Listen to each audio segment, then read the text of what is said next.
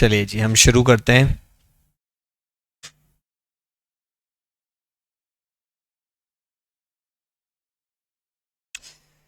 तो हम लोगों ने होल्डिंग सब्सिडी तो पढ़ ही लिया था।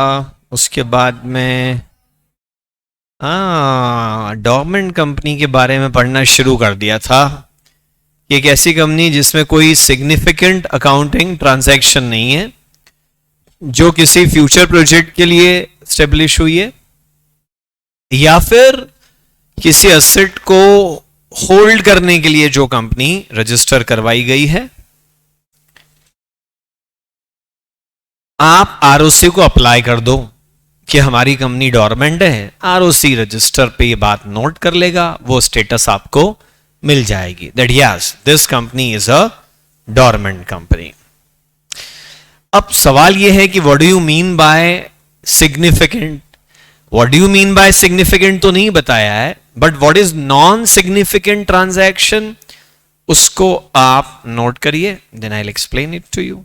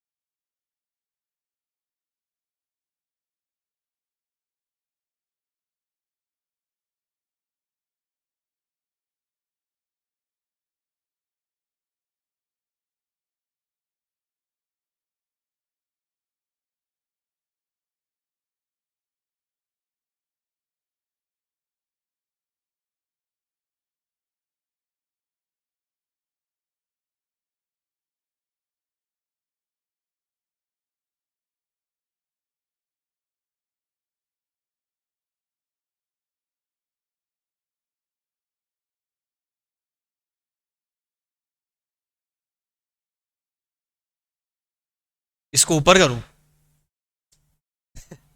वो कैसे होगा? ऊपर नहीं हो पाएगा बेटा वो।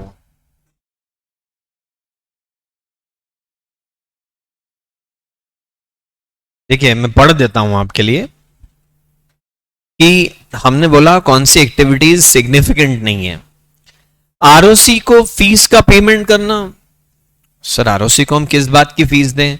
आरओसी के पास जितने डॉक्यूमेंट डिपॉजिट करने जाते हो, हर एक के लिए आपको क्या देना पड़ता है? फीस देनी पड़ती है। तो payment of fees to ROC is not a significant activity, ये तो एक रूटीन का काम है। अलॉटमेंट ऑफ शेयर, ये सिग्निफिकेंट बिजनेस एक्टिविटी नहीं मानी जाएगी। थर्ड पॉइंट लिखा है other legal payments. Other legal payments, आपकी कंपनी है, कई तरह के एक्ट में रजिस्टर्ड है, जीएसटी में, इनकम टैक्स में, प्रोविडेंट फंड एक्ट में, ग्रेचुटी एक्ट में।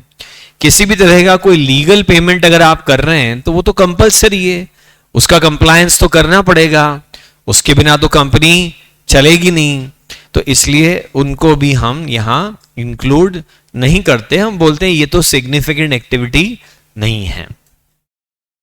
Maintenance of office and records, अरे सर हमारा ऑफिस है, रोज झाड़ू पोछा होता है इधर, है ना सिग्निफिकेंट? ना ना, ऑफिस मेंटेन कर रहे हो, रिकॉर्ड मेंटेन कर रहे हो, ये तो बेसिक एक्टिविटी है, it's not a significant activity. अगर आप ये सब कर रहे हो और बाकी चीजें नहीं कर रहे हो तो भी आपकी कंपनी एक तरह से क्या है? डॉर्मेंट कंपनी है। अतिशय क्यों करेगा उसका जवाब मैं कल दे चुका हूं कि कोई असेट, आपने शायद कल का लेक्चर मिस कर दिया या तो आप भूल गए जो मैंने कल कहा था कि असेट्स होल्ड करने के लिए क्यों बनाई जा सकती है company. Next is Nidhi company.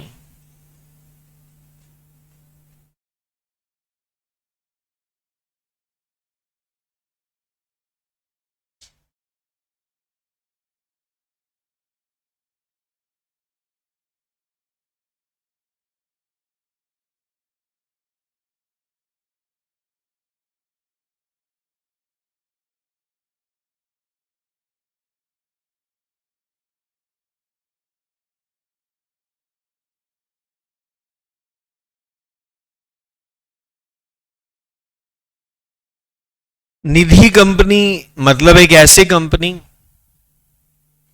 जो बनाई गई है टू प्रमोट थ्रिफ्ट, मतलब कॉस्ट कटिंग, बचत करना सिखाने के लिए लोगों को। सर वो हमारे मम्मी पापा हमको ऐसे ही सिखा देते हैं बिना कंपनी बनाए। नहीं, पर हमने इसके लिए क्या करी है, कंपनी बनाई अलग से। हाँ प्रज्ञा, प्रयाग, हाँ प्रयाग, सेविंग करने के लिए निधि कंपनी मेंबर्स को प्रमोट करती है कि पैसा कम खर्च करो, फिर जो कमाया है उसमें से कुछ पैसों की बचत करो, फिर जो पैसा बचाया है उसको इसी कंपनी के अंदर डिपॉजिट कर दो। जो पैसा बचाया है उसको इसी ही कंपनी के अंदर डिपॉजिट कर दो, और जब हम में से ही किसी को पैसों की जरूरत पड़ देगी तो यही कंपनी उस व्यक्ति को लोन दे देगी। ऐसी कंपनी को हम क्या बोल रहे हैं, और ये सब मेंबर्स के बीच ही चलेगा। नॉन मेंबर्स से ना तो डिपॉजिट लेंगे, ना ही नॉन मेंबर्स को हम लोन देंगे। एक तरह से ये देखा जाए तो सेल्फ हेल्प फाइनेंस ग्रुप है छोटे लेवल पर, उसको हम लोगों ने क्या कह दिया, निधि कंपनी कह दिया। छोटा बड़ा लेवल तो कैसा भी हो सकता है। इसके बाद पूरे सिलेबस में कहीं भी निधि कंपनी के बारे में हमको पढ़ना नहीं है, इसलिए हम इसको ज्यादा डिस्कस नहीं करेंगे। नहीं बेटा, कोऑपरेटिव सोसाइटी जैसा है ऐसा आप नहीं कह सकते हो। कोऑपरेटिव सोसाइटी अलग है, निधि कंपनी अलग है। इस तरह का काम आप कोऑपरेटिव सोसाइटी में भी कर सकते हो, कंपनी में भी कर सकते हो, बिना कोई ऑर्गेनाइजेशन बनाए आपस की अंडरस्टैंडिंग से भी कर सकते हो। So don't you say that this is like cooperative society. अब ये जो अगली स्लाइड है ना, this is more for your understanding. Company दो टाइप की होती है, एक प्राइवेट और एक प्राइवेट कंपनी भी दो टाइप की होती है, एक 1% कंपनी और एक प्राइवेट मतलब नॉर्मल वाली प्राइवेट कंपनी। 1% कंपनी मतलब यहां पर एक ऐसी कंपनी से चल रहा है कि वो भी प्राइवेट कंपनी का ही एक हिस्सा है। यू कांट से कि there are 3 types of companies, 1% company, private company and public company. ना ना ना ना ना, ऐसी 3 टाइप की कंपनीज नहीं है। कंपनीज 2 ही टाइप की है, एक प्राइवेट और एक पब्लिक। उसमें प्राइवेट कंपनी फिर 2 टाइप की है, एक नॉर्मल प्राइवेट और एक 1% कंपनी। फिर आती है पब्लिक कंपनी। चलो एक बात बताओ, हाँ मतलब उसको हम कहना चाहें तो प्राइवेट के अंदर और एक चीज लिख सकते हैं कि अगर प्राइवेट कंपनी का टर्नओवर कम हो तो वो स्मॉल कंपनी है। मगर सारी प्राइवेट कंपनी स्मॉल कंपनी नहीं हो सकती ना, फिर उनमें होल्डिंग सब्सिडियरी का रिलेशन नहीं होना, उसमें सेक्शन 8 नहीं होना, तो उसको हम एज ए कैटेगरी नहीं लिखना चाहेंगे, वो अलग कंसेप्ट है। अभी मेरा फोकस दूसरी बात पर है, नंबर ऑफ पर्संस के ऊपर है फोकस है। पब्लिक कंपनी के लिए चलो आप बताओ, क्या एक पब्लिक कंपनी के लिए पब्लिक इशू लाना कंपलसरी है? मतलब आई मीन क्या एक पब्लिक कंपनी घर के पैसों से चलाई जा सकती है? आप और आपके फैमिली के 6 मेंबर, घर में 7 लोग थे, आपने मिला के एक पब्लिक कंपनी बना ली और पब्लिक कंपनी में आप सबने ही पैसे लगा दिए और किसी को इन्वॉल्व भी नहीं करा।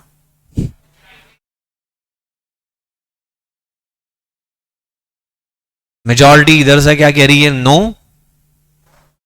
ऑनलाइन वाले भी मेजॉरिटी बच्चे क्या कह रहे हैं? नो।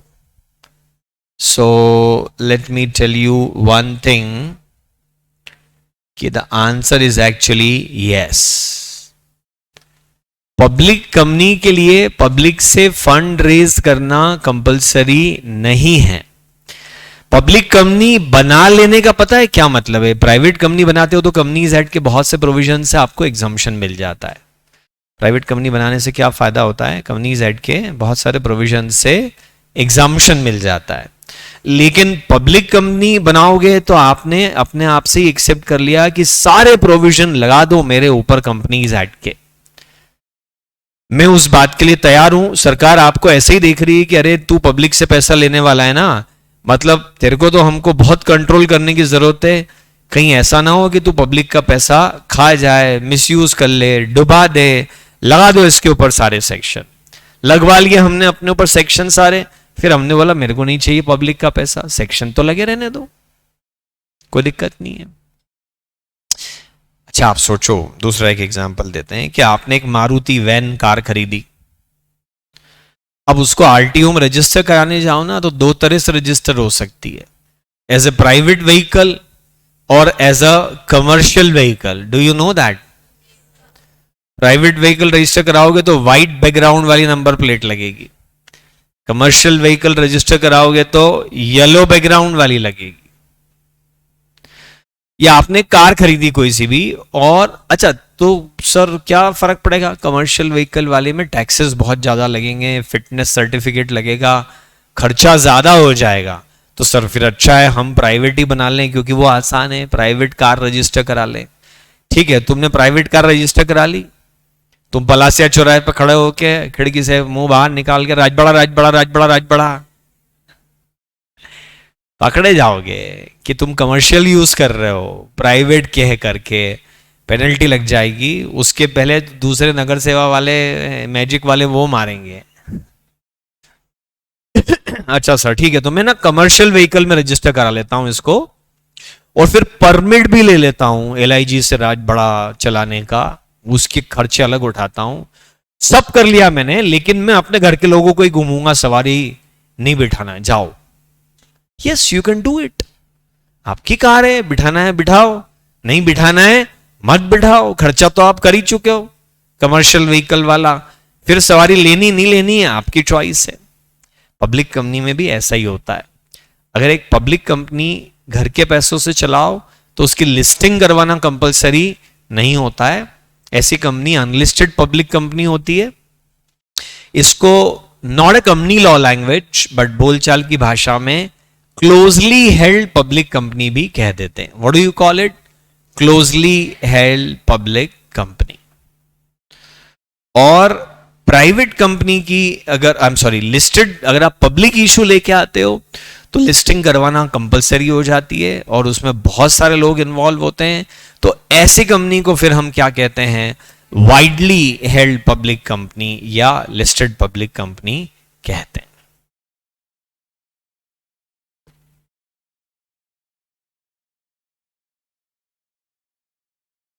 लिस्टेड कंपनी मतलब स्टॉक एक्सचेंज की लिस्ट में आपका नाम आ जाए तो आपकी कंपनी क्या कहलाती है? लिस्टेड।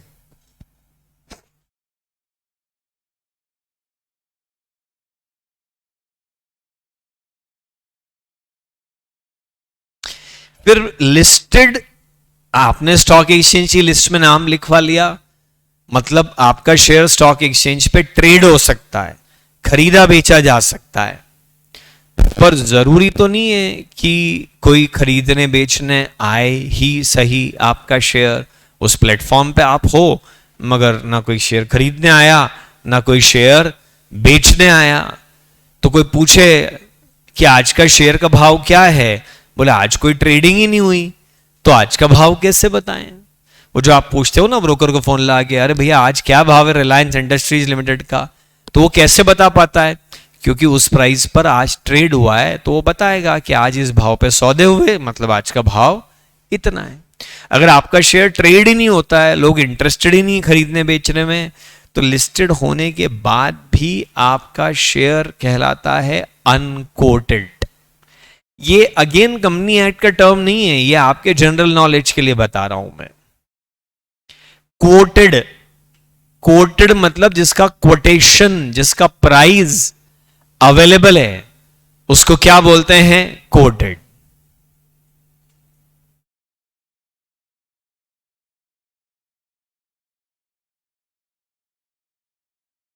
वही ना, अनकोटेड है मतलब कोई बायर सेलर अवेलेबल ही नहीं है, तो वो शेयर इलिक्विड होते हैं। सर मैं बेचने गया था, वहां कोई मिला ही नहीं बायर, सन्नाटा था वहां। तो इतना सन्नाटा क्यों है भाई? बोले कोई बायर ही नहीं है। फिर अब मैं क्या करूं? अपना शेयर जेब में रख लो वापस। सर मैं तो फंस गया। हाँ,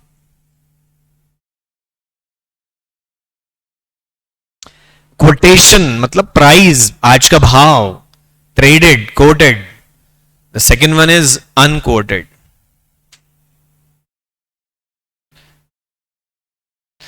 this is not regarding any section. ये ऐसे ही भाई, आप कंपनीज एक्ट पढ़ रहे हो तो आपको एक ब्रॉड आइडिया होना चाहिए कि company quoted, unquoted, traded, untraded, listed, unlisted, private, OPC, public, private, इन सब में क्या डिफरेंस है.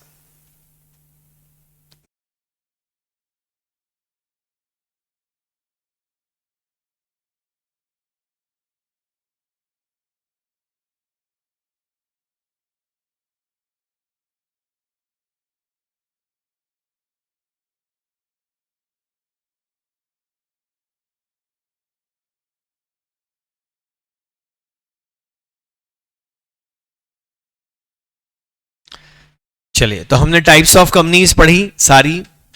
अब हम कुछ और डेफिनेशंस जो हमको काम में आने वाली है, जो सेक्शन 2 में दी गई है, उनके बारे में बात करते हैं. सबसे पहले let's talk about financial institution.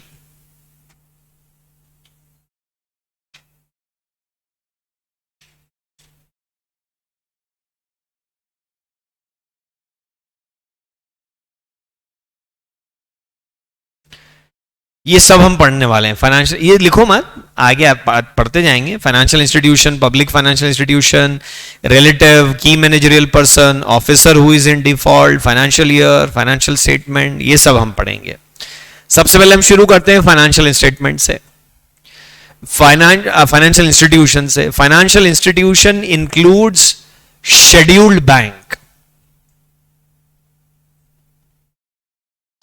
Financial institution में क्या क्या शामिल होता है? सबसे पहले तो शेड्यूल्ड बैंक आते हैं. सर शेड्यूल्ड बैंक मतलब? अच्छा समझ गए सर, समझ गए. शेड्यूल्ड कास्ट होता है, शेड्यूल्ड ट्राइब होता है, ऐसे ही शेड्यूल्ड बैंक होते हैं. वो बैंक जो आर्थिक रूप से पिछड़े हैं, जिनको सरकार की मदद की जरूरत है, जिनको रिजर्वेशन दिया जाना चाहिए. नहीं, भारत कानूनों का देश है. यहां पे एक कानून पाया जाता है, the reserve bank of India act 1934. और लगभग सारे एक्ट के साथ आखिरी में क्या जुड़ी होती है? शेड्यूल्स. तो reserve bank of India act 1934 की फर्स्ट शेड्यूल में जिस बैंक का नाम लिखा हुआ हो, वो बैंक क्या कहलाती है? शेड्यूल्ड बैंक कहलाती है. आपने आज तक जितनी बैंकों के नाम सुने हैं ना, वो सब शेड्यूल्ड है. मतलब प्रैक्टिकली अनशेड्यूल्ड बैंक ढूंढना मुश्किल है, बहुत ही कम होगी, 5-7 भी नहीं होगी. और शेड्यूल्ड बैंक ढूंढने जाओगे तो 300-400 बैंक आपको हिंदुस्तान में, 200-300 बैंक तो आराम से मिल जाएगी. कोई भी नाम, 2-4 नाम जरा बोल के बताओ, कोई सा भी नाम बैंक का. SBI शेड्यूल्ड है, PNB हाँ शेड्यूल्ड है, ICICI शेड्यूल्ड बैंक है, कैनरा बैंक शेड्यूल्ड है, HDFC बैंक हाँ शेड्यूल्ड है, बैंक ऑफ इंडिया शेड्यूल्ड है, बैंक ऑफ महाराष्ट्र शेड्यूल्ड है, Kotak Mahindra bank, UCO bank, union bank, axis bank. ये क्या है? कुछ भी बोल दोगे? क्या बोल रहा है? ये सारी बंधन बैंक, हाँ ऐसा बोलना, फिर नाम बोलना है तो नया बोला. AU small finance bank. और जो तुमने नहीं सुनी हो ना कभी, देवा शाजापुर क्षेत्रीय ग्रामीण बैंक, नर्मदा झाबुआ क्षेत्रीय ग्रामीण बैंक, ऐसा भी कोई शुभ लक्ष्मी महिला कोऑपरेटिव बैंक, ये सब भी शेड्यूल्ड है. जितनी बैंकों के नाम तुमने सुने हैं ना, आई लाया धन लक्ष्मी, ढूंढ के गूगल करके बेटा आप तो ये सब शेड्यूल्ड है बेटा. अनशेड्यूल्ड बैंक ही नहीं मिलेंगे. मतलब कुल मिला के आपकी मेरी अंडरस्टैंडिंग के लिए बोल दो, all banks are deemed to be financial institutions for the purpose of this act. बात सही भी है ना. मैन्युफैक्चरिंग इंस्टीट्यूशन जो फैक्ट्री चलाती हो, सॉफ्टवेयर इंस्टीट्यूशन जो सॉफ्टवेयर डेवलप करे, एजुकेशनल इंस्टीट्यूट जो पढ़े पढ़ाए, और फाइनेंशियल इंस्टीट्यूशन मतलब जहां डिपॉजिट बोरोइंग का काम होता हो. तो यार बैंकों का वही तो काम है, लोन लो और लोन दो। तो ठीक है, financial institution includes, exhaustive definition नहीं है, कैसी है, inclusive, it includes scheduled bank and other financial institution. वाह वाह, पहले इंक्लूसिव बोला था और बोलते other financial institution as notified under the reserve bank of India act. बढ़िया।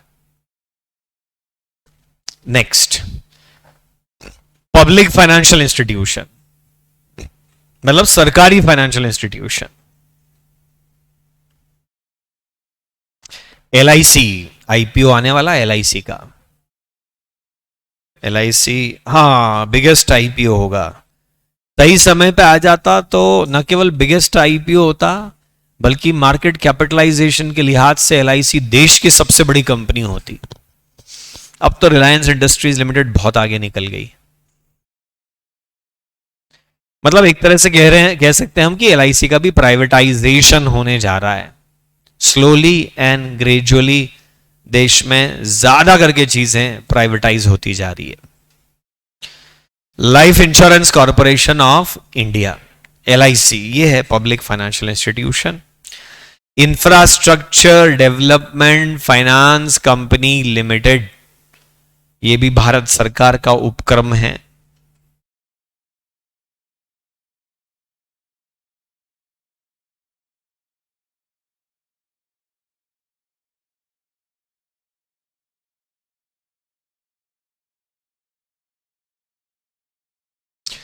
Unit trust of India, LIC हमारे देश की पहली लाइफ इंश्योरेंस कंपनी थी और UTI हमारे देश का पहला म्यूचुअल फंड था। अब तो बहुत सारे हैं।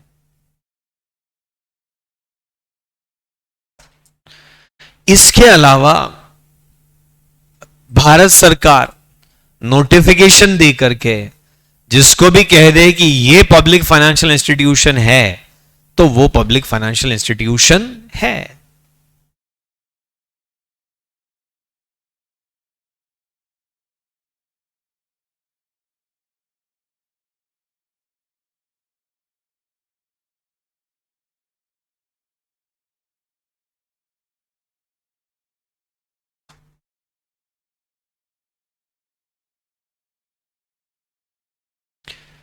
नोटिफाइड अंडर दिस एक्ट, पर नोटिफिकेशन देते समय गवर्नमेंट क्या ध्यान रखेगी कि ये इंस्टीट्यूशन एक तो या तो किसी सेंट्रल एक्ट में रजिस्टर्ड हो या किसी स्टेट एक्ट में। आपको पता है ना, central act, state act, local act. चलो ऐसा कुछ लोगों को नहीं पता लग रहा है। सेंट्रल एक्ट मतलब जो सेंट्रल गवर्नमेंट बनाए, जैसे the companies act central government ने बनाया, the income tax act central government ने बनाया, the GST act central government ने बनाया। आपके सिलेबस में जितने भी एक्ट है सारे सेंट्रल एक्ट ही हैं, क्योंकि पूरे हिंदुस्तान का एक ही एग्जाम पेपर बनाना है ना। तो सर स्टेट एक्ट क्यों नहीं है हमारे सिलेबस में? क्या वो काम नहीं आते रियल लाइफ में? अरे बहुत जोर से काम में आते हैं, पर स्टेट एक्ट सिलेबस में रख दे हैं तो हर स्टेट का एग्जाम पेपर अलग बनाना पड़ जाएगा और तुम रजिस्टर MP में हो जाओ और फिर बाद में आधे पढ़ के गुजरात चले जाओ तो क्या करें फिर? तुम्हारा तो लफड़ा पड़ जाएगा। इसलिए वो आपको, आपके तो जो भी एक्ट आपने पढ़ रहे हो ना, contract act, sale of goods act, सब सेंट्रल एक्ट है। मतलब बनाए किसने और अप्लाई कहां होते हैं? पूरे इंडिया, कश्मीर से कन्याकुमारी तक, मोदी जी की कृपा से। नहीं तो लिखा आता था except the state of Jammu and Kashmir, जहां कुछ मॉडिफिकेशन के साथ एक्ट लगेगा। अब तो जोर से लगेगा सब जगह। थोड़े दिन बाद अपन POK में भी लगाएंगे, देखो। अब तो अगली बार वोट मोदी जी को देना है तो वही POK में लग पाएगा, नहीं तो नहीं लग पाएगा। तो रजिस्टर्ड अंडर सेंट्रल एक्ट और रजिस्टर्ड अंडर स्टेट एक्ट होना चाहिए। हाँ, स्टेट एक्ट मतलब स्टेट गवर्नमेंट ने बनाया। और जैसे MP स्टेट गवर्नमेंट बना दे Madhya Pradesh cooperative societies act 1960, तो वो मध्य प्रदेश गवर्नमेंट ने बनाया और सिर्फ मध्य प्रदेश में एप्लीकेबल होता है। बहुत सारे एक्ट हैं स्टेट एक्ट। जिस इंस्टीट्यूशन को नोटिफाई करने वाले हैं या तो वो किसी सेंट्रल एक्ट में रजिस्टर्ड हो या किसी स्टेट एक्ट में रजिस्टर्ड हो, मतलब रजिस्टर्ड होना जरूरी है। और दूसरी बात, ज्यादा इंपॉर्टेंट कंडीशन, उसकी 51% और मोर शेयर कैपिटल किसके पास होनी चाहिए? गवर्नमेंट के पास। तो सर सीधे सीधे ही बोल दो ना, वो गवर्नमेंट कंपनी है ना, कंपनी होना जरूरी थोड़ी है। Government company means a company. अभी तो हम पब्लिक फाइनेंशियल इंस्टीट्यूशन की बात कर रहे हैं। अगर आपके दिमाग में यह आया हो कि सर सीधे सीधे बोल दो ना गवर्नमेंट कंपनी, तो गलत आया है बेटा। Government company means a company, and company means a company registered under this act. हम तो बोल रहे हैं registered under any central act और registered under any state act where government is holding majority of the share. उस institution को public financial institution declare किया जा सकता है। देखो एक दो मोदी जी के फैन निकले यहां पे, आंखों में चमक आ गई इनके कमेंट्स में।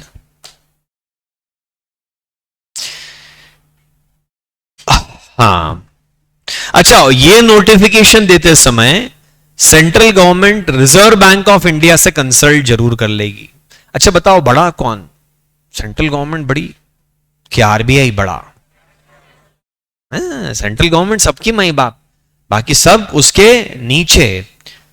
बाकी सब इंस्टीट्यूशन की अपनी अलग अलग हैसियत है। ऐसा माना जाता है कि वो सब institution RBI, CBI, executive directorate, police, ये सब अपना अपना काम करेगी सरकार से निष्पक्ष रह के। हालांकि ऐसा कुछ है नहीं, अपने देश में अब सारे इंस्टीट्यूशन सीधे मोदी जी के हाथ में हैं, कोई निष्पक्ष काम करने को अब बचा ही नहीं है। तो अब यहां पे क्या बोल रहे हैं कि सेंट्रल गवर्नमेंट बड़ी है और वो अपने नीचे आके आरबीआई से पूछेगी कि बताओ नोटिफाई कर दें क्या? हाँ, तो पापा को अगर कोई मोबाइल फोन खरीदना होगा तो आपसे ही तो कंसल्ट करेंगे, तू बता कौन सा अच्छा है। तो आप बोले अच्छा पापा मैं आपसे भी बड़ा? ना बोले बस मोबाइल फोन के मामले में, बाकी तो तू वही है जो मैं जानता हूं तेरे को। इस मामले में आरबीआई से पूछ लेंगे कि भाई साहब ये आपका एरिया है, जरा आप बताएंगे इनको नोटिफाई कर दें नहीं करें। ऐसे सर ये तो आप बोल रहे हो अंडर दिस एक्ट, तो कंपनीज एक्ट 1956 में पब्लिक फाइनेंशियल इंस्टीट्यूशन नहीं होते थे क्या? अरे उसमें भी पब्लिक फाइनेंशियल इंस्टीट्यूशन नहीं होते थे उसमें भी होते थे, लेकिन वहां भी इसलिए बोल दिया कि नोटिफाइड अंडर कंपनीज एक्ट 1956। पुराने वाले एक्ट में भी किसी को नोटिफाई कर रखा हो तो एक्ट बदल भी गया तो भी वो पब्लिक फाइनेंशियल इंस्टीट्यूशन रहेंगे।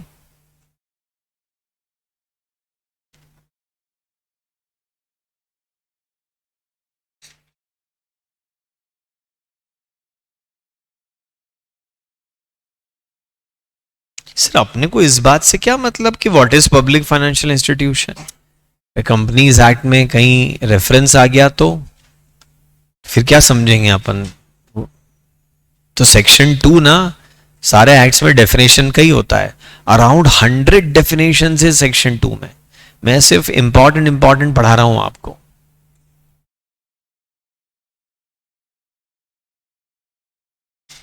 Noted? Online students can we move on? लिख लिया? अच्छे से लिख रहे हो ना, साफ सुथरा सुंदर?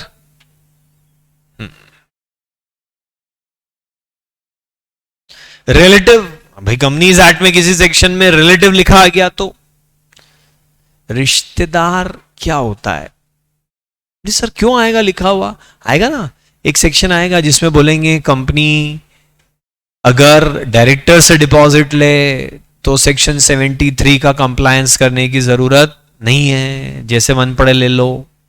और तो और डायरेक्टर के रिलेटिव से भी डिपॉजिट ले तो भी सेक्शन 73 और रूल्स का कंप्लायंस करने की जरूरत नहीं है। जैसे एक एग्जांपल ये आ गया रिलेटिव का। क्या होता है अगर कंपनी डिपॉजिट लेती है ना, जैसे बैंक एफडी लेता है ना, ऐसे कंपनीज भी डिपॉजिट ले सकती है। पर कंपनी डिपॉजिट लेने जाए ना तो इतने लंबे चौड़े टफ रूल बना दिए जिसका कंप्लायंस करना बहुत ही मुश्किल पड़ता है। तो उसमें कुछ एग्जाम्पशन दे दिए कि डायरेक्टर से लिया हुआ डिपॉजिट है सॉरी, उसको तो हम डिपॉजिट ही नहीं मानेंगे, तो जैसा मन पड़े कर लो। और डायरेक्टर के रिलेटिव से भी डिपॉजिट लिया है तो उसको भी हम डिपॉजिट नहीं मानेंगे, जैसा मन पड़े कर लो। अब कंपनी के दिमाग में एक आइडिया चमका कि डायरेक्टर के रिलेटिव से डिपॉजिट लिया तो डिपॉजिट नहीं मानेंगे, तो लॉ का कंप्लायंस करने की जरूरत नहीं पड़ेगी। पूरे जमाने से डिपॉजिट ले लिया। बोले ये कौन है? बोले रिश्तेदार। अरे बोले इसमें तो हिंदू मुस्लिम सिख ईसाई सब आ गए, कहां से रिश्तेदार हो गए ये सब तेरे? बोले देखो अपने पूर्वज तो एक ही थे, एडम एंड ईव। उन्हीं दो लोगों से धरती पर पॉपुलेशन बढ़ने की शुरुआत हुई और उसकी डाउनलाइन में ही हम सब हैं। तो सुना होगा ना ऐसा कंसेप्ट आप लोगों ने। तो आपस में आप सब भी रिश्तेदार हो, यू वोंट बिलीव इट। कोई पास के कोई दूर के, यकीन मानो आप भाई बहन भी निकल सकते हो। सॉरी ऐसा मत बोलो प्लीज, सब रिश्तेदार हैं। वसुदेव कुटुंबकम, entire universe is my family. इस हिसाब से मैं किसी से भी डिपॉजिट लूं वो डिपॉजिट नहीं है। भारत सरकार बोलेगी ना बेटा ना, तू गलती कर रहा है। गीता में लिखा है तू अकेला ही आया था और तू अकेला ही जाएगा, और तेरे पापों को सिर्फ अकेले तुझे ही भुगतना पड़ेगा। कोई तेरा रिश्तेदार नहीं है। डायरेक्टर के पापा भी रिश्तेदार नहीं है, उनसे भी क्यों लिया? चल कंप्लायंस कर। झगड़ा होगा ना यार इस बात को लेके कि रिलेटिव क्या है। ऐसे कई सारे शब्द हैं, financial institution, public financial institution, relative, 50 शब्द हैं जिनका इस्तेमाल आगे होगा तो हमको कम से कम उनकी डेफिनेशन की क्लैरिटी होनी चाहिए। सर रिश्तेदार क्या होते हैं? ये देखो, इंडिया है मतलब कम से कम इतने तो होने चाहिए। आप ये रहे यहां पे देखो, ये जो क्यूट सा बच्चा या ये जो बच्ची नजर आ रही है, ये हो आप। Members of HUF। HUF हफ नहीं है, HUF है। क्या है ये? अरे वाह, आपको पता है ये ना। हिंदू अनडिवाइडेड फैमिली के ना सारे मेंबर एक दूसरे के रिश्तेदार माने जाएंगे, चाहे वो कितने भी क्लोज हो, चाहे वो कितने भी दूर हो। हिंदू अनडिवाइडेड फैमिली के सारे मेंबर्स एक दूसरे के रिश्तेदार हैं। इसका मतलब यहां पर क्या निकला कि सर वो हमारी फैमिली में क्या है, मैं हूं और पापा मम्मी और दादा दादी और हमारे दादाजी जो है ना वो 5 भाई हैं। चलता था उस समय तो इतना, तो वो 5 भाई ना वो सब साथ में ही रहते हैं। और मेरे पापा 3 भाई हैं और ऐसे ही वो बाकी जो दादाजीज हैं उनकी डाउन लाइन और फिर उनके, हम 70 लोग हैं सर। नहीं फिर इसको जिला घोषित कर देना चाहिए। नहीं हम अंडर वन रूफ रहते हैं सर, हमारा मेगा किचन चलता है। डिस्कवरी वालों ने कवर भी करा एक बार आके। ये सब रिश्तेदार माने जाएंगे। आपका सिबलिंग आपका रिश्तेदार है, आपके कजिन बुआ सब आपस में क्या माने जाएंगे? रिश्तेदार, क्योंकि ये क्या है? Members of HUF, husband and wife. इनमें ब्लड रिलेशन नहीं होता है, होना भी नहीं चाहिए। हाँ साइंस कहता है आपका बायोडाटा जब बनेगा ना उसमें 4 गोत्र लिखी जाएगी, पापा की, मम्मी की, दादा की, दादी की, कि कोई दूर के रिश्तेदार से भी गलती से आपकी शादी ना हो जाए। साइंस भी मना करता है इस बात को। हस्बैंड एंड वाइफ ये एकदम पक्के वाले रिश्तेदार होते हैं। इनडायरेक्टली इनमें भी खून का रिश्ता होता है, जब ये खून चूसे एक दूसरे का, ये रिश्तेदार है।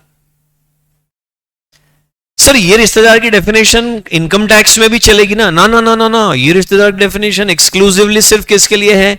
कंपनीज एक्ट में। ग्रेच्युटी एक्ट में अलग डेफिनेशन है, बोनस एक्ट में अलग डेफिनेशन है, इनकम टैक्स के तो 2 अलग अलग सेक्शन में भी अलग अलग डेफिनेशन है। और वहां हस्बैंड वाइफ नहीं बोला है, वहां स्पाउस बोला है। और स्पाउस का स्पाउस भी है वहां, तो वो वहीं समझ में आएगा। इसके अलावा एज में बी प्रिस्क्राइब्ड। अरे वाह सर, यहां लाइफ इजी हो जाती। सर मेरे तो जो 8-10 क्वेश्चन आएंगे ना एग्जाम में, मैं सब पे लिख के आ जाऊंगा एज में बी प्रिस्क्राइब्ड। नहीं, पर क्या प्रिस्क्राइब्ड है वो मैं बता देता हूं। स्पेसिफिकली आपके पापा, आपके रिश्तेदार हैं, मम्मी भी हैं, सब बहुत डांटती है तो भी है। सिबलिंग, हाँ, जब मैं ब्रदर बोल रहा हूं, हिंदुस्तान में तो लोग थर्ड कजिन को भी भाई ही कहते हैं, कजिन नहीं कहते। वो नहीं, सगा भाई, सिबलिंग, चाचा का बेटा नहीं। और आपकी बहन भी आपके रिश्तेदार है, और आपका बेटा, सर मैं अभी अरे मतलब आपका से मतलब यार जो भी हो, कंपनीज एक्ट में जिसकी बात चल रही है उसका बेटा, वो भी रिश्तेदार है। और स्टेप रिलेशंस भी आएंगे इनमें, मतलब सौतेला पिता, पिता की मृत्यु होने पर अगर, या पिता से तलाक होने पर माता ने दूसरी शादी करी है, तो सौतेले पिता भी यहां पे चुलबुल पांडे और मक्खी, वो भी रिश्तेदार हो जाएंगे। क्योंकि step father, step mother, step brother, step sister और स्टेप सन, स्टेप ब्रदर भी रिश्तेदार है। मतलब वो कौन है सैफ अली खान, सारा अली खान, सारा अली खान और तैमूर, सारा अली खान के लिए जो तैमूर है, क्या वो रिश्तेदार है? भाई है, थोड़ा सा एज डिफरेंस है, थोड़ा सा। वो छोटे वाला भी है कोई एक मेरे ख्याल से तैमूर के बाद, क्या नाम छोटे का मुझे नहीं पता, इब्राहिम, जहांगीर, जहांगीर, जहांगीर भी रिश्तेदार है सारा अली खान को। बहुत बड़ा डिफरेंस है, पढ़े, पर स्टेप रिलेशनशिप है यार, है रिश्तेदार है तो है। यार लॉ मेकर से एक गलती हो गई यार, उन्होंने डॉटर को तो रिलेटिव माना, बट स्टेप डॉटर को रिलेटिव नहीं माना। ऐसा इंटेंशनली नहीं हुआ है, लॉ में ड्राफ्टिंग एरर हो गई है। पर अब एरर तो एरर है, लॉ में तो जो लिख दिया उसको हमको कंप्लाई करना पड़ेगा, उसका कुछ नहीं कर सकते।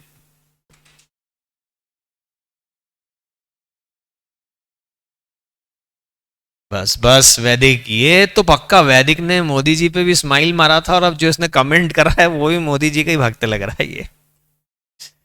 सन्स वाइफ, अच्छा अच्छा अच्छा, बेटा भी रिश्तेदार है, और बेटे की वाइफ यानी पुत्र वधू यानी बहू, नहीं बहू नहीं यार, बहू इस तो वो बच्चों को डराने के लिए बोलते बहू काटेगा, वो अलग है, दैट्स डिफरेंट। बहू रिश्तेदार है। डॉटर्स हस्बैंड, कंवर साहब, दामाद जी, ये भी रिश्तेदार है। सर मजा आ गया। और कोई रिश्तेदार इसके अलावा आप रिकमेंड करेंगे? नहीं बस। अरे कभी आप गए शादी में पापा के साथ, और बुआ जी आई पास में, और आप खड़े हो, पापा टल्ला मार रहे हैं आपको, आप देखे मतलब चरण स्पर्श करो, बुआ जी हैं, आपको नहीं समझ में आया तो उनको मुंह से बोलना ही पड़ गया, आपने बोला पापा। As per section 2 of the companies act 2013, बुआ जी is not my relative, hence no चरण स्पर्श। वहीं जूते से मारेंगे आप, और बोलेंगे एज पर पापा act 1900, you are also not my relative, जायदाद से बेदखल। अरे नहीं नहीं बुआ जी, चरण स्पर्श फाइल लागू। तो भाई साहब ये रिश्तेदार की डेफिनेशन कंपनीज एक्ट के बाहर मत ले जाना, नहीं तो लफड़ा पड़ जाएगा। ये सिर्फ किसके लिए है? एक्सक्लूसिवली कंपनीज एक्ट के लिए है। और एक्ट में अलग रिश्तेदार है आपके यार। फिर आया अगला, की मैनेजरियल पर्सन, मतलब एक इंपॉर्टेंट पर्सन की बात चल रही। की मैनेजरियल पर्सन कौन होता है? केएमपी, बार बार कंपनीज एक्ट में लिखा आएगा केएमपी, तो क्या होता है? मैनेजिंग डायरेक्टर, अपने मुकेश भाई रिलायंस इंडस्ट्रीज लिमिटेड के चेयरमैन कम मैनेजिंग डायरेक्टर हैं, ये एमडी हैं, ये माने जाएंगे की managerial person. Whole time directors, company में ना एमडी के अलावा दो तरह के डायरेक्टर होते हैं, एक फुल टाइम डायरेक्टर और एक part time director. Full time director को आप होल टाइम डायरेक्टर कह दो, उसको एग्जीक्यूटिव डायरेक्टर भी कह देते हैं लोग। एक्चुअली ये कंपनी का फुल टाइम एम्प्लॉय है, सुबह घर से टिफिन ले करके लोकल ट्रेन में धक्के खाते हुए ये 8, 9, 10 बजे ऑफिस पहुंचता है, रात को 8 बजे तक रहता है, दिन भर कंपनी का बिजनेस चलाता है, hardcore production, marketing, finance, human resource, business manage करता है। ये फुल टाइम एम्प्लॉय, मतलब आप दो कंपनी में होल टाइम डायरेक्टर नहीं हो सकते, एक में रहोगे ना होल टाइम। तो पार्ट टाइम डायरेक्टर की बात नहीं कर रहे हम, डायरेक्टर प्लेन सादे डायरेक्टर की बात नहीं कर रहे हम, किसकी बात कर रहे हैं? Whole time director. इसको माना जाएगा कि ये की मैनेजरियल पर्सन है। जैसे एक एग्जांपल, रिलायंस इंडस्ट्रीज लिमिटेड में ये भाई साहब होल टाइम डायरेक्टर है, हीतल आर मेसवानी तो हैं, तो ये की मैनेजरियल पर्सन है। चीफ एग्जीक्यूटिव ऑफिसर सीईओ, ये भी बड़ा इंपॉर्टेंट पर्सन होता है।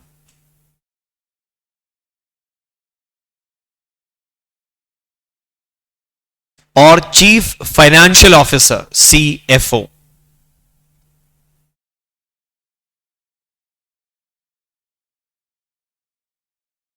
ये भी की मैनेजरियल पर्सन है।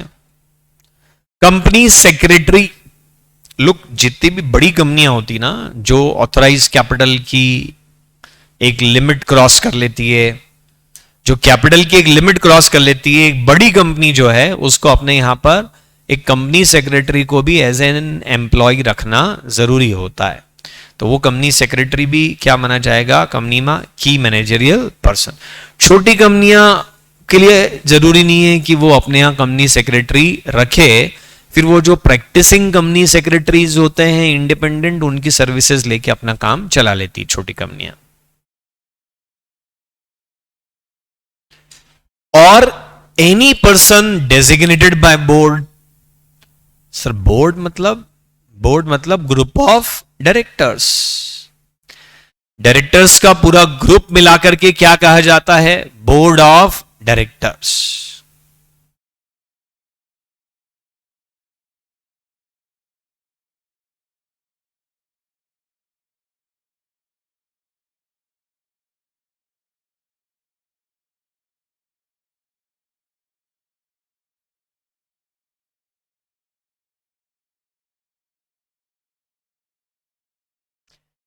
बोर्ड ऑफ डायरेक्टर्स में मीटिंग में रेजोल्यूशन पास हुआ और एक बंदे को बोला इसको भी माना जाए की मैनेजरियल पर्सन। और वो ऐसा नहीं है कि कंपनी में पियोन या क्लर्क या ड्राइवर या स्वीपर को उठा के उन्होंने बोल दिया कि ये है केएमपी। उसमें बोला है not more than 1 level below the director, या तो डायरेक्टर लेवल के आदमी को आप केएमपी डिक्लेयर कर सकते हो। जैसे कोई पार्ट टाइम डायरेक्टर है, उसको बोल दो ये केएमपी है तो ठीक है चलेगा, डेजिग्नेट कर दिया हमने उसको। या मैनेजमेंट हायरार्की में डायरेक्टर से एक लेवल नीचे मैनेजर वाला लेवल है, उस मैनेजरियल पर्सन को आप क्या बोल सकते हो कि ये की मैनेजरियल पर्सन है। तो सर ये तो अत्याचार है, बेचारे ड्राइवर ने क्या बिगाड़ा, उसको भी बनाओ ना। अरे उसको मिसयूज कर लेंगे, ड्राइवर को बोलेंगे ये कार चलाता है जो कंपनी में ट्रक चलाता है, उसको क्या बोल दिया ये है KMP, if something goes wrong इसको जेल भेज दो। तो इसलिए यहां पर एक लेवल के आदमी को ही केएमपी डिक्लेयर कर सकते हैं। अदर पर्संस एज में बी प्रिस्क्राइब्ड, कहां प्रिस्क्राइब किया हो? Prescribed by rules.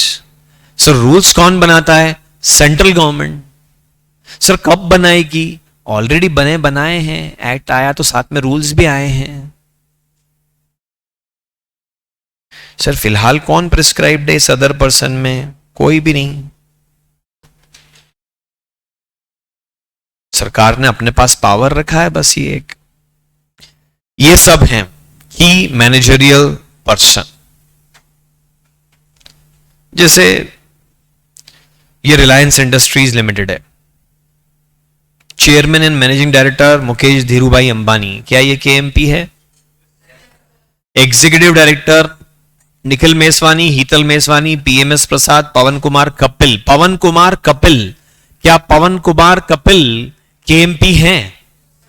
Online students बता दो यार।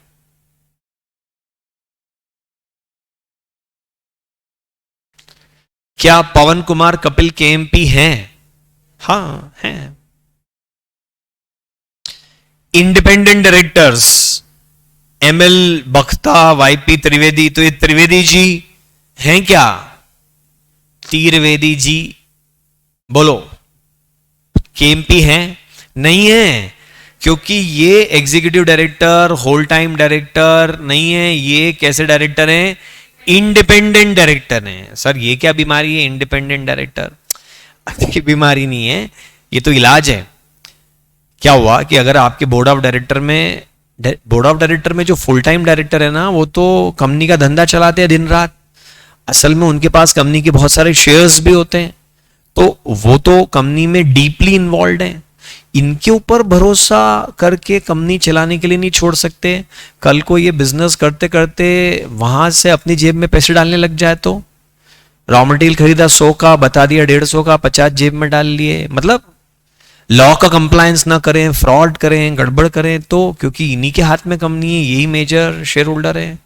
तो सारी बड़ी बड़ी कंपनियों के लिए क्या बोल दिया कि बोर्ड ऑफ डायरेक्टर में कुछ ऐसे लोगों को रखो जिनका कंपनी में कोई वेस्टेड इंटरेस्ट नहीं है, ना वो शेयर होल्डर हैं, ना वो कंपनी के बिजनेस में इन्वॉल्व हैं। सर अब जब ये बिजनेस नहीं करेंगे तो इनको डायरेक्टर बोर्ड पर रख के करेंगे क्या? ये कंप्लायंस देखेंगे कि आपने लॉ का कंप्लायंस पालन किया कि नहीं किया। ये देखेंगे कि गुड गवर्नेंस आपके यहां पर चल रहा है कि नहीं, कोई गड़बड़ झाला तो नहीं है। ये इंडिपेंडेंट डायरेक्टर्स का काम है। ठीक है, तो प्रोफेशनल्स होते हैं मोस्टली इसके अंदर, इनको हम केएमपी नहीं कहेंगे। अच्छा, मिस्टर सेतु रमन, नीता मुकेश अंबानी, ना ये केएमपी नहीं है। हालांकि ये मैनेजिंग डायरेक्टर को भी कंट्रोल करती हैं, वो अलग बात है, बट ये केएमपी नहीं है क्योंकि ये डायरेक्टर हैं, प्लेन सादी वाली डायरेक्टर। सर सादा वाला मतलब, अरे डायरेक्टर सिंप्लिसिटर बोलते हैं लोग उसको कहने को, मतलब ये फुल टाइम डायरेक्टर नहीं है, एग्जीक्यूटिव डायरेक्टर नहीं है, जस्ट डायरेक्टर हैं। बताओ केएमपी है कि नहीं है? ये केएमपी नहीं है। तो ये अपने मुकेश भाई ने भाभी जी को नहीं रखा, गलत करा, जानबूझ के नहीं रखा। इफ समथिंग गोज रॉन्ग, ये जेल नहीं जाएंगे। हेलो, ओके, चलिए जी, तो बाकी बातें हम लोग कल करते हैं फिर। Thank you, see you tomorrow, bye bye. नहीं कंपनी सेक्रेटरी है केएमपी बेटा, अभी पिछली स्लाइड पे देखा हमने।